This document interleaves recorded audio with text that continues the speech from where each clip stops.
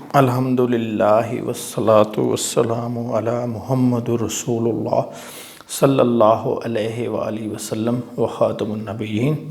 आज के लेक्चर में हमने रशीद अहमद की जानिब से पूछे गए सवाल को सिलेक्ट किया है। वो पूछते हैं, अस्सलामु अलैकुम sir, employee invalid pension maximum कितनी सर्विस होने पर ले सकते हैं। इसी तरह अता बलोच साहब ने कमेंट में लिखा है, कमेंट्स में पूछे गए सवालात का जवाब जल्दी दिया करें प्लीज़। तो अता बलोच साहब, आइंदा से हम कोशिश करेंगे कि जो पेंशन से मुतल्लिक़ लेक्चर्स हैं उसका दौरानिया जो है वो कम किया जाए और पेंशनर के जो सवालात हैं उनका जवाब जल्दी दे जाए। तो स्टार्ट करते हैं। इसमें सबसे पहले है पेंशन की 5 किस्में आपके सामने लिखी हुई हैं मैंने। तो जो आखिरी पेन है, जो लास्ट में लिखा है 5th नंबर पे, ये है सुपर एनुएशन पेंशन। तो सुपर एनुएशन पेंशन जो है ये मिलती है 60 ईयर्स एज जब पूरी हो जाती है, यानी यहाँ पे जाके मैक्सिमम सर्विस जो एक अलाउड है सरकारी मुलाजिम को वो कर लेता है तो ये पेंशन मिल जाती है। तो इसको हम रद्द कर देते हैं, ये हमारा टॉपिक नहीं है क्योंकि इसके बाद तो सर्विस की गुंजाइश ही नहीं। जबकि बाकी जो चीज़ें हैं इनको हम देखते हैं। प्री मैच्योर पेंशन या प्री मैच्योर रिटायरमेंट, ये कब ले सकते हैं, इसके लिए कितनी सर्विस होना ज़रूरी है। तो इसकी जो सर्विस है वो है 25 ईयर्स।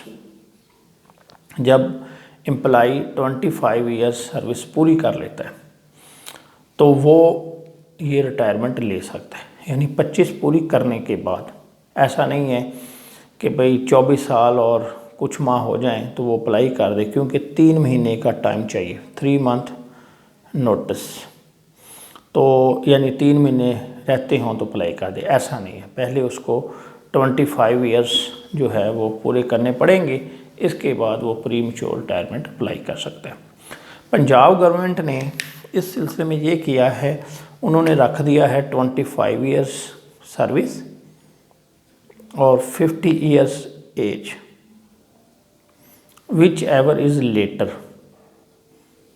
जबकि फेडरल में ये रूल नहीं है। फेडरल में 25 साल सर्विस पूरी कर ले तो उसके फ़ौरन बाद जो है वो रिटायरमेंट ले सकता है 3 मंथ्स का नोटिस देकर, 3 मंथ्स पहले। जबकि पंजाब गवर्नमेंट में 25 साल सर्विस या 55 साल एज, दोनों में जो बाद में हो गई, यानी एक शख्स है उसकी सर्विस 25 साल हो गई है लेकिन उम्र उसकी अभी कम है, 53 है, 52 है, तो जब तक उसकी उम्र 55 नहीं होगी वो रिटायरमेंट नहीं ले सकता। इसी तरह अगर ये जो है उसकी सर्विस उम्र 55 हो गई है लेकिन सर्विस कम है तो वो जब तक 25 पूरी नहीं करेगा वो रिटायरमेंट नहीं ले सकता, यानी इसमें 25 ईयर्स। दूसरी जो है, जो सवाल में पूछा है रशीद अहमद साहब ने, इनवैलिड पेंशन, यानी जब बंदा मेडिकली अनफिट हो जाए, तो इसमें जो सर्विस है वो मिनिमम 5 ईयर है, 5 ईयर सर्विस। यानी अगर एक आदमी ने 5 साल सर्विस पूरी कर ली है और कोई खुदा न खास्ता कोई ऐसा एक्सीडेंट हो जाता है या कोई ऐसा और हादसा हो जाता है जिससे वो सर्विस करने के काबिल नहीं रहता, कोई खुदा न खास्ता आई साइट चली जाती है, तो अगर उसकी सर्विस 5 साल हो गई है तो उसको इनवैलिड पेंशन मिल जाएगी। अब इसमें ये जो है आगे है, अच्छा इसमें ये देखें कि अगर 5 साल सर्विस लाजमी होनी चाहिए, अगर उसकी सर्विस जो है 5 साल से कम थी फिर कुछ नहीं मिलेगा, फिर उसको पेंशन नहीं मिलेगी। 5 साल किसी ये जहन में रख लें कि कंट्रीब्यूटिव प्रोविडेंट फंड हो, ग्रेजुटी हो, पेंशन हो, तो तमाम सूरतों में कम से कम जो सर्विस है, मिनिमम सर्विस, वो 5 साल है, मिनिमम सर्विस। सीपी फंड आपने सुना होगा जिसमें एम्प्लॉई कंट्रीब्यूट करता है और उतना ही एम्प्लॉयर कंट्रीब्यूट करता है।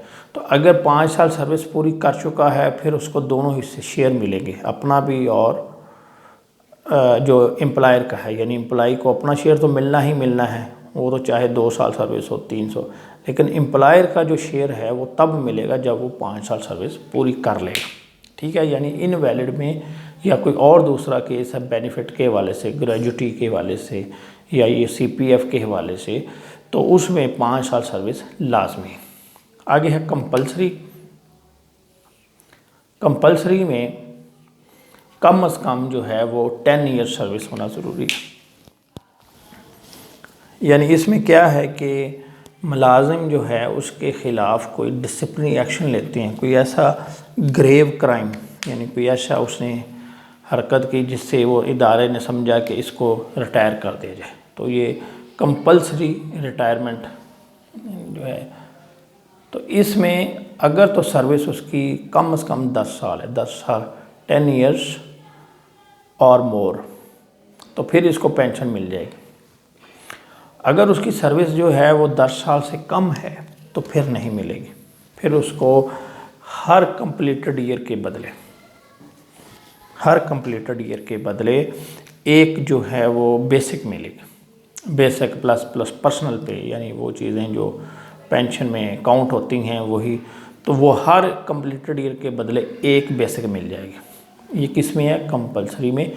अगर 10 साल या 10 साल से ज़्यादा सर्विस है तो पेंशन लगेगी, अगर 10 साल से कम है तो हर कंप्लीटेड ईयर के अगेंस्ट एक बेसिक मिलेगी, जिसको हम ग्रेजुटी कहते हैं। इसी तरह आगे है डेथ। अच्छा, यहाँ भी याद रखें कि भाई अगर ये आखिरी पॉइंट जो डेथ है, डेथ में कोई लिमिट नहीं है, नो लिमिट।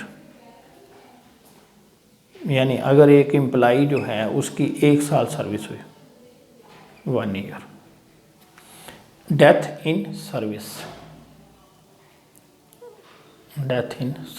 या डेथ ड्यूरिंग सर्विस, तो इस सूरत में जो है सर्विस की कोई लिमिट नहीं है, यानी कम से कम लिमिट कोई नहीं है। यानी 1 साल सर्विस हुई, 2 साल हुई, 6 माह हुई, इवन ये कि इसमें 1 दिन भी 1 या 2 दिन उसकी हुई है, तब भी जो है उसको पेंशन मिल जाएगी। ठीक हो गया।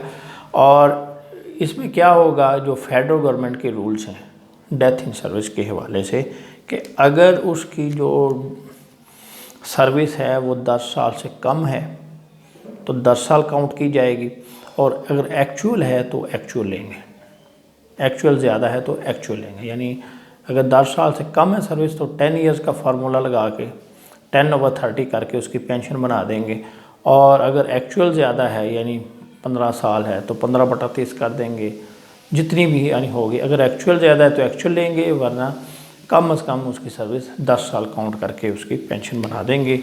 उम्मीद है आपको आपके सवाल का जवाब जो है वो मिल गया होगा। Thank you very much.